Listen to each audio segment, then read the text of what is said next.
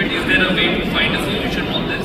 And second is, to get all of these together, do you see that an institution like an IIC, an Indian Institute of Corporate Affairs, needs to also raise its bar on creating these dialogues or these facilitations? Because if people are waiting for others to come to them, does it need an enabler?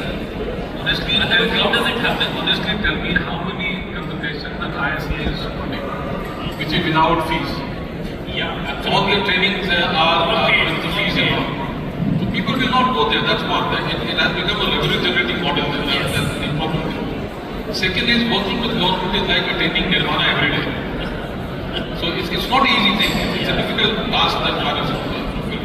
Third, I agree with you that legal, branding, communication, all will come into force the moment you start promoting. That's the beauty of the work that CSR can need to play. For example, I hate to use Capgemini in this particular give example of Capgemini. We work with close to around 22 different corporates here. None of the other corporates are working with so many corporates. The reason why we are doing this particular work is because we align our marketing, align our communication, align our branding, saying that irrespective of how much money that I bring to the table, how much money someone else is bringing to the table, your name will be in the footer only. And the size of the logo will remain the same and will come in alphabetical order. So if there is a B corporate who comes in, their name will come before Capgemini, irrespective whether you put 90% or 95% money. That's one. Second is start being transparent. Start recognizing everyone's effort there. We have this particular problem with all the panels that usually I attend. We start with our own example saying that we have done all these without recognizing the work that Vedanta may have done, Rainware may have done, or Indus Tower may have done, or I'll say Aditya Birla may have done. We need to somewhere agree and accept that there are better models there that other people are doing, and once you start doing it, collaboration will happen. We need to be a bit more transparent there, and we need to be much more, I'll say, happy to be there in groups there. We are too insecure folks. No, very well said. Very well said.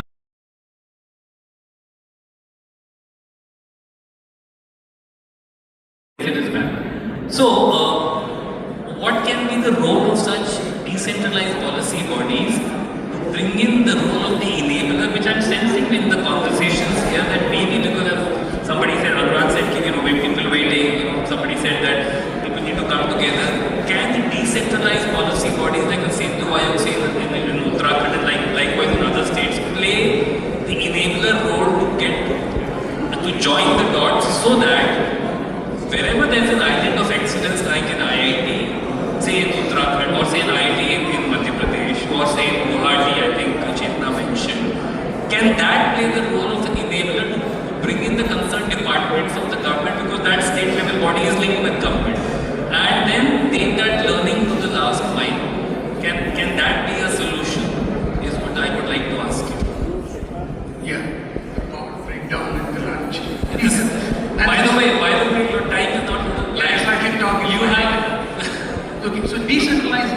So first thing, when anything associated with technology, Again, requesting everybody to please be quiet. Technology is connected to the English language. You said Nagaland, you said Uttarakhand, you said Madhya Pradesh, and all these states have their own vernacular languages. So what we can do is what we're talking about, but I also tell what IITs are doing right now. So the NEP 2020 comes up with this policy saying that engineering education can be imparted in all the official languages of the country. So is medical education. And for the last 2 years, medical education MBBS is now offered in English as well as in Hindi in some of the Indian states like Madhya Pradesh. Engineering education is right now ready to be imparted in 14 different Indian languages. Already imparted in 8 different languages spread across 8 different states in Tamil, in Gujarati, in Bengali, etc. So IIT Bombay, I'm just making it clear right now, IIT Bombay has developed a platform called Udaan. So Udaan, what it does is it translates English content simultaneously using AI into 14 different Indian languages, and then it can be done translation and checking and everything. Some manual checking at the last finishing is required. it can then do the whole thing in 80% lesser time than what it would have otherwise been done manually. So these are real things that IITs are doing right now. And even in IIT Madras, what they're doing right now is, I think Satisha talked about schools and getting children to get STEM education, right? So IIT Madras has this program called Teach to Learn, which is done by one Professor called Piyush Ghosh, wherein 2,000 plus students in Karnataka, in Kerala, and West Bengal are actually learning small things like how does a cycle bell work, how does a microphone work, how does a geyser work, how does a small thing. So to that level they are trying to inculcate. And these 2,000 students are actually told the professor, please, evaluate the journey forward. Are they getting to IITs? Are they getting the best institutions? Are they continuing their STEM studies? So definitely I think each state body has a role to play with. Because each state in the country with our own vernacular language is a rich repository, and it's bigger than each of the states in the European Union for that matter. So I think IITs have a big role to play in decentralizing the whole thing and breaking the English myth and taking it to vernacular languages like Uttarakhand or Kerala, West Bengal and other states. So I think Rupa wants to say something. Because that's the very determined she was. I think we don't need waves anymore, we need tsunamis. So I think we need to talk about tsunamis. And then Prasad, not to your point, but I'm just saying it has to be a much bigger action that we need to really look at. Absolutely. These are very small waves, ripples that we talk about. Right. No, absolutely. And I think, Prasad, what you said is very relevant. The local language, the vernacular, and if in a decentralized model and using technology, because we are talking about technology at an end use level, but technology to help us take the learning to the last mile also has to be focused upon, I feel. Because if you're developing something good here, can we use technology to take it to the last mile? We are saying we are using funds to develop high technology, but can technology also take it to the last person?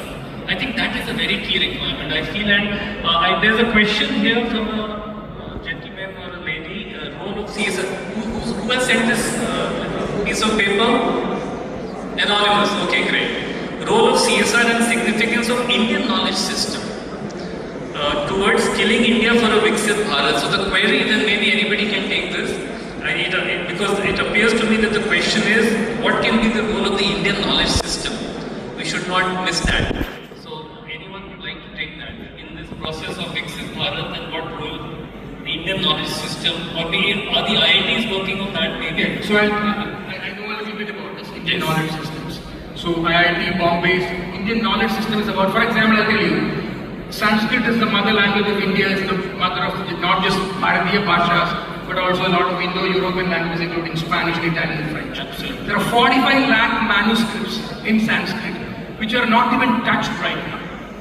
So that is still lying all around the country in repositories, but not even converted to usable form right now. So there's a lot of work the IIT Bombay and other IITs are right now doing. Get hold of this, convert them using optical character reading, figure out, because simple things like, go to the Brihadishwara temple in Tamil Nadu, in Tanjore, and you'll see 60,000 tons of stone, 60 meters above. How was it done? What was the kind of architecture that we had? So whether it is architecture or whether it is chemical engineering, Rasayana Shastra and all that, there is a lot of repository of knowledge. So we don't.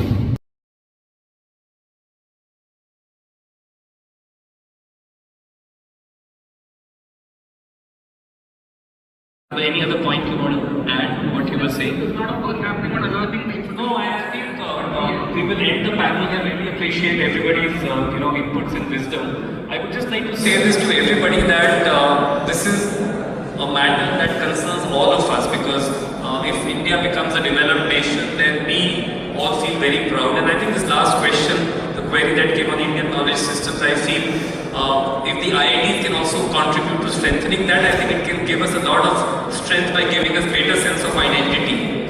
Because if we understand our culture better, the strength that we can derive from it can take us very far. So thank you all once again. It was very, very invigorating. I hope the audience liked it with the bits and pieces in between, light coming and light going. Big round of applause, I guess, to the panel. Thank you so much. And a big round of applause to Nikhil also for taking it so well. And allowing us